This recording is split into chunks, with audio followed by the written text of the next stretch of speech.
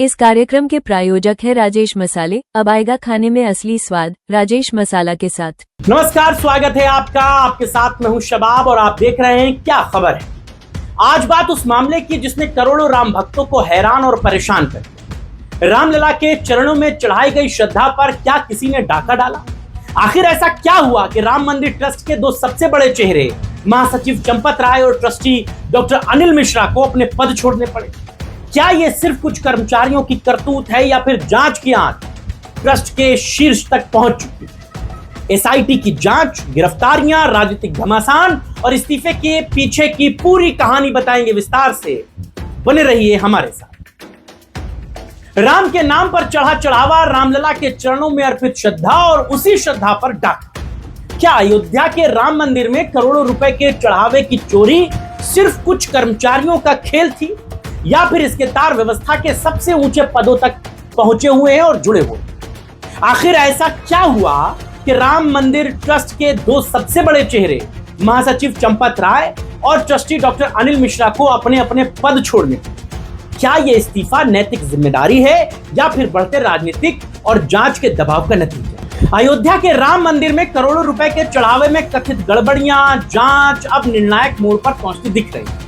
SIT की जांच, कर्मचारियों की गिरफ्तारी लगातार हो रही है। पूछताछ और बढ़ते राजनीतिक दबाव के बीच श्री राम जन्मभूमि तीर्थ क्षेत्र ट्रस्ट के महासचिव चंपत राय और ट्रस्टी डॉक्टर अनिल मिश्रा ने अपने अपने पदों से इस्तीफे दे दिए। हालांकि अब तक दोनों को एफआईआर में आरोपी नहीं बनाया गया है, लेकिन जांच की आंच उनके प्रशासनिक दायरे तक पहुंच चुकी है। यही वजह है कि उनके इस्तीफे को जांच को निष्पक्ष बनाने और ट्रस्ट की साख बचाए रखने की कोशिश के तौर पर देखा जा रहा है। लेकिन सबसे बड़ा सवाल यही है कि क्या आखिर करोड़ों रुपए का चढ़ावा गायब होता रहा और शीर्ष पदों पर बैठे लोग इससे अनजान रहे?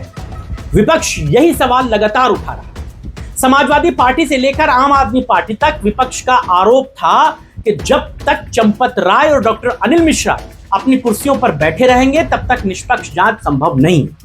विपक्ष का दावा था कि जांच के नाम पर सिर्फ छोटे कर्मचारियों को बलि का बकरा बनाया जा रहा है, जबकि बड़ी मछलियों को बचाने की कोशिशें की जा रही। और अब जब दोनों ने अपने पद छोड़ दिए हैं तो यह बहस और तेज हुई। सवाल यही है कि आखिरकार चंपत राय पर सवाल क्यों? चंपत राय विश्व हिंदू परिषद के सीनियर लीडर हैं। राम मंदिर आंदोलन से लेकर मंदिर निर्माण तक उनकी भूमिका बड़ी अहम रही।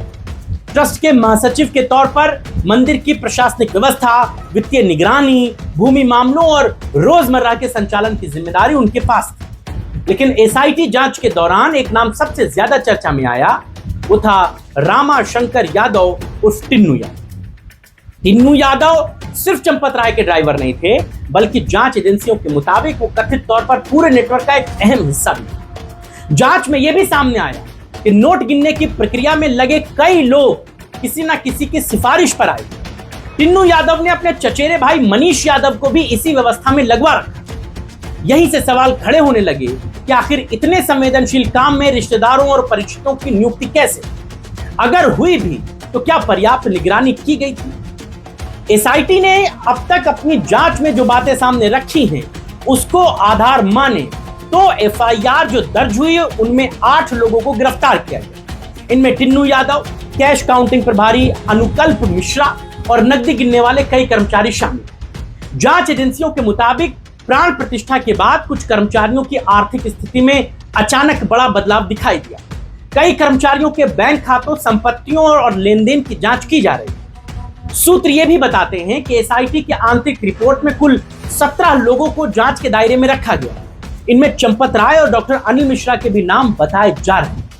हालांकि अभी तक किसी भी जांच एजेंसी ने दोनों को आरोपी घोषित नहीं किया है, लेकिन जांच में यह बात भी सामने आई कि जिस तरह चोरी करने का ये जो तरीका था वो बेहद चौंकाने वाला। सूत्र ये बताते हैं कि नोट गिनने वाले कर्मचारी नोटों की गड्डियों में अतिरिक्त नोट जोड़ देते थे, यानी कि 100 नोट की गड्डी में 2, 4, 10 नोट एक्स्ट्रा लगा दिए जाते थे। बैंक में जब ये रकम गिनी जाती थी तो हर नोट को अलग अलग गिनने की बजाय पूरी पूरी गड्डियों का हिसाब होता था और उसी के हिसाब से वाउचर तैयार किए जाते।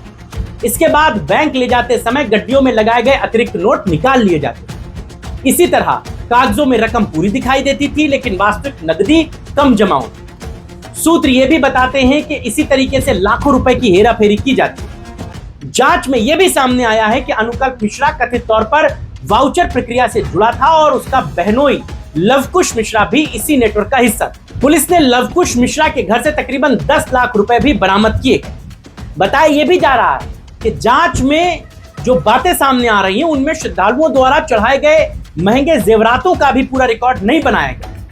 बाली, झुमकी, नथ, कंगन, पायल ऐसी कई कीमती आभूषण थे जो कथित चोरी के मामले में अब सामने आ रहे हैं। सबसे गंभीर सवाल यही है कि पहले चोरी होती थी और बाद में लिखा पढ़ी की जाती थी, यानी दान पेटियां खुलने के बाद पहले सामान अलग कर लिया जाता था और उसके बाद आधिकारिक रिकॉर्ड तैयार किया जाता था।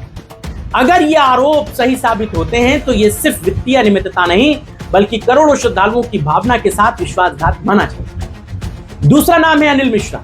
अनिल मिश्रा पर क्यों सवाल उठ रहे हैं ये भी जानिए। डॉक्टर अनिल मिश्रा ट्रस्ट के संस्थापक ट्रस्टियों में शामिल रहे और उन्होंने चढ़ावे की गिनती, सुरक्षित भंडारण और बैंकिंग व्यवस्था की निगरानी की जिम्मेदारियां दी गई। एसआईटी ने उनसे कई घंटों तक पूछताछ की है और कैश काउंटिंग प्रक्रिया, कर्मचारियों की निगरानी और गिरफ्तार लोगों से संबंधों को लेकर बहुत देर तक सवाल जवाब। जांच एजेंसियां यह भी पता लगाने की कोशिश कर रही हैं कि क्या निगरानी तंत्र में कोई बड़ी चूक हुई या फिर यह सब लंबे समय से संगठित तरीके से चल रहा। पुराने भूमि सौदे को लेकर के भी डॉक्टर अनिल मिश्रा का नाम सबसे पहले विवादों में आया। हालांकि उन मामलों में भी उन्होंने किसी भी गड़बड़ी से इनकार किया था। अब सवाल उठता है अब आगे क्या होगा। राम मंदिर चढ़ावा चोरी के मामले में गिरफ्तार 8 आरोपियों को मजिस्ट्रेट के सामने पेश किया जाएगा। जांच एजेंसियां बैंक खातों, संपत्तियों, सीसीटीवी फुटेज और वित्तीय लेनदेन की पड़ताल कर रही हैं। क्या जांच सिर्फ कर्मचारियों तक सीमित रहेगी या फिर जिम्मेदारी तय करते हुए शीर्ष स्तर पर भी कोई कार्रवाई? क्योंकि यह मामला सिर्फ पैसों का नहीं है, यह मामला उस आस्था का है जिसके नाम पर करोड़ों लोगों ने अपना विश्वास, अपनी श्रद्धा और अपनी कमाई रामलला के चरणों में समर्पित की। फिलहाल राम मंदिर चढ़ावा चोरी मामले की जांच जारी है।